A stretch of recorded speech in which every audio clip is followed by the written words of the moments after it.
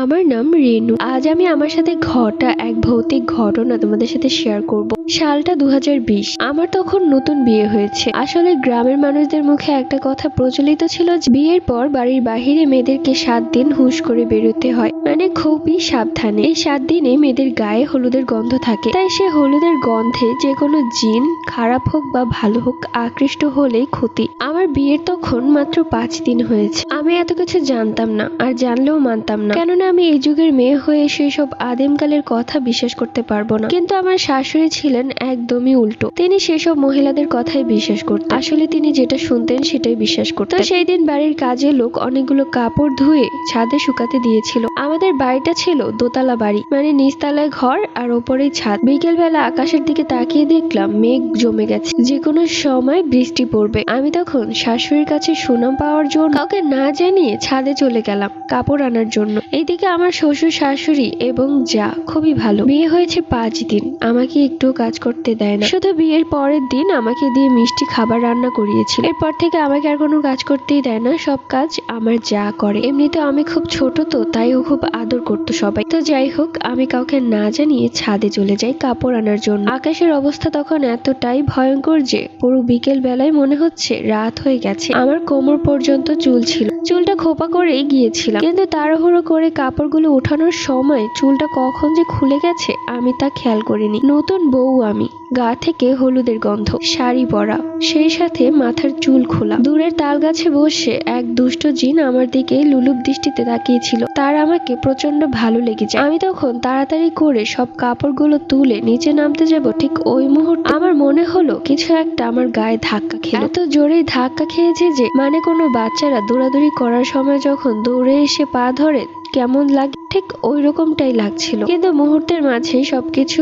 আগের মতোই স্বাভাবিক হয়ে গেল, তাই আমি এত বেশি একটা মাথা ঘামালাম না। অবশ্য ঘাড় ঘুরিয়ে উপরের দিকটা তাকিয়ে দেখেছিলাম, কিন্তু কেউই ছিল না। অবশ্য ছাদে আমি ছাড়া কেউই ছিল না, আমার মনের ভুল। তো যাই হোক, কাপড়গুলো নিয়ে আমি আমার শাশুড়ি মায়ের কাছে গিয়ে বললাম, মা দেখুন, আমি সব কাপড় নিয়ে এসেছি, আকাশের অবস্থা ভালো না। আমার শাশুড়ি মা দেখলেন আমার চুল খোলা, সেই সাথে মাত্র বিয়ের 5 দিন আমি ছাদ থেকে আসছি। আমার শাশুড়ি মা তখন খুব রেগে গেলেন আর এক ধমক দিয়ে বললেন, তোমাকে না বলেছি এই 7 দিন অনেক সাবধানে চলতে? তুমি ছাদে গিয়েছিলে কেন? তুমি জানো না 7 দিন মেয়েদের গা থেকে হলুদের গন্ধ যায় না? তাও আবার এই অবস্থায় চুল খোলা। তুমি কি পাগল হয়ে গেছো? তুমি আমার কথা শুনবে না? আমি তখন মনে মনে ভাবলাম, যাক বাবা, ভালো করতে গিয়ে এখন দেখছি আমার নিজেরই খারাপ হয়ে গেল। আমি তখন আমার শাশুড়ি মায়ের কাছে মাফ চাই এবং আমার রুমে চলে আসি। মনটা খারাপ হয়ে গেল, একা একা মনটা ভালো লাগছে না। কিছুক্ষণ পর আমার যা হাতে করে আম নিয়ে আসলো আমার কাছে, সেই সাথে অন্য বাটিতে ছিল মরিচের গুঁড়োর সাথে লবণ। এমনিতে আমরা দুজা মিলে এগুলোই করি। আমার শ্বশুর বাজার থেকে কাঁচা আম আনলে আমরা দুজন মিলেই খেয়ে ফেলি। আমি তখন যাকে বললাম কাপড়গুলো এনে কি ভুল করেছি, তখন আমার যা বলল, আরে আমাদের শাশুড়ি আগের যুগেই আছে, সেভাবে বিয়ের 7 দিন আগে যদি মেয়েরা বাড়ি বাইরে বের হয় তাহলে নাকি ভূতে ধরে। এইসব আজগুবি কথাবার্তা, দূর বাদ দে তো, আয় আমরা আম খাই। এরপর আমি শাশুড়ি সব কথা ভুলে গিয়ে আম খেতে শুরু করলাম। আম খাওয়া শেষ হলে আমার যা বলল, তুই তাহলে দাঁড়া, আমি এগুলো রেখে আসছি। আমি বললাম, ঠিক আছে, আমিও যাই তোমার সাথে। তখন সে বলল, না তুই থাক, আমি যাচ্ছি। সে চলে যাওয়ার 5 সেকেন্ড পর আমার যা আবার এলো। এক হাতে ছিল আম, অন্য হাতে ছিল মরিচের গুঁড়ো এবং লবণ। আমি কিছুটা অবাক হয়ে বললাম, এই কি ভাবি, আবারও আম পেলে কোথায়? এটা মনে হয় আমার শাশুড়ি মা লুকিয়ে রেখেছিল, এটা যদি খেয়ে ফেলে তাহলে তো বকা খেতে হবে। তখন আমার যা বললো, কি সব উল্টাপাল্টা কথা বলছি, এটা তো আমাদেরই আম, আমি মাত্র কেটে নিয়ে আসলাম। সবকিছু আমার মাথার উপর দিয়ে যাচ্ছে।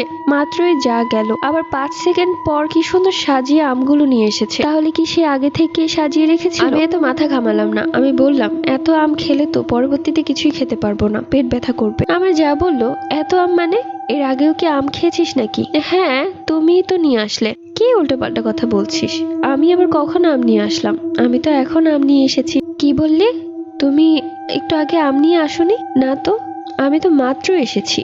তুই কি পাগল হয়েছিস? আমি যদি একটু আগে আম নিয়ে আসতাম তাহলে কি আবার আম নিয়ে আসতাম? কেমন যেন ঘটকা লাগলো, মাথার উপর দিয়ে গেল। তাহলে একটু আগে কি এসেছিল? আমি ভাবলাম হয়তো বা আমার মনের ভুল, বা আমি একটু বেশি ভাবছি। আম খেলাম, মুখ একদম টকটকে হয়ে গেছে। আমার যা তখন বলল, আচ্ছা তুই থাক তাহলে, আমি এগুলো রেখে আসছি। আমি তখন বললাম, না আমিও তোমার সাথে যাব। আমার যা তখন বলল, কি হয়েছে, ভয় পাচ্ছিস নাকি? না, ভয় পাবো কেন, আমিও তোমার সাথে সাথে কাজ করে দেই। যখন থেকে এসেছি বসে থাকতে থাকতে আমার আর ভালো লাগছে না, বিরক্ত লাগছে। আরে তুই তো নতুন বউ, তোকে কি কাজ করতে মানায়? কাজ করলে তোর সৌন্দর্য কমে যাবে। তুই এমনিতেই থাক, এমনিতেই তোকে অনেক সুন্দর লাগে। এগুলো কি বলছো? যা বলছি সত্যি বলছি, তুই থাক, আমি এক্ষুনি আসছি। এরপর যা চলে গেল। ঠিক গুনে গুনে 3 সেকেন্ড পর আমার যা এক হাতে আম এবং অন্য হাতে মরিচের গুঁড়ো এবং লবণ নিয়ে আসলো আমার কাছে। আমার এবার রীতিমতো মাথা ঘোরাচ্ছিল, কি হচ্ছে আমার সাথে এইসব। ভাবি, তুমি কি আমার সাথে মজা করছো? মানে কি বলছিস এইসব? তুমি তো একটু আগেই আম নিয়ে আসলে, আবার আম নিয়ে আসলে কেন? একটু আগে এগুলো কি বলছিস? তোর কি মাথা খারাপ হয়ে গেছে নাকি? আমার মাথা খারাপ হয়নি, মাথা তোমার খারাপ হয়ে গেছে। তুমি একটু আগে আম নিয়ে এসেছিলে, আমরা দুজন মিলে একসাথে খেয়েছি। তুমি আবার গেলে, 3 সেকেন্ডের মধ্যে তুমি আবার আম নিয়ে আসলে। রেনু, এবার কিন্তু বেশি মজা হয়ে যাচ্ছে। দেখ, আমার এরকম ফাজলামো কিন্তু একদমই ভালো লাগে না। তার চাইতে ভালো হয় দেখ আকাশের কি সুন্দর অবস্থা, চল আম খাই দুজন। আমি তখন বললাম, আমি আর আম খেতে পারবো না, তুমি আমার সাথে মজা করছো, এরকম মজা আমার একদমই ভালো লাগছে না। নিয়ে তুমি 3 বার আমার কাছে আম নিয়ে এসেছো, এত আম তুমি কোথায় পাচ্ছো? রেনু, তোর কি মাথা খারাপ হয়ে গেছে? 3 বার আম নিয়ে এসেছি মানে? আমি তো মাত্রই আসলাম। আমি আর কোনো কথা শুনলাম না, তাকে ধাক্কা দিয়ে সরিয়ে আমি দৌড়ে এলাম আমার ভাবির ঘরে। এসে দেখি আমার যা শুয়ে শুয়ে টিভি দেখছে। তাহলে আম নিয়ে যে দাঁড়িয়েছিল সে কে ছিল? আমি আমার জায়ের রুমে এসে সোজা মাথা ঘুরিয়ে পড়ে গেলাম। আমার যা তখন উঠে এসে আমাকে জড়িয়ে ধরলো।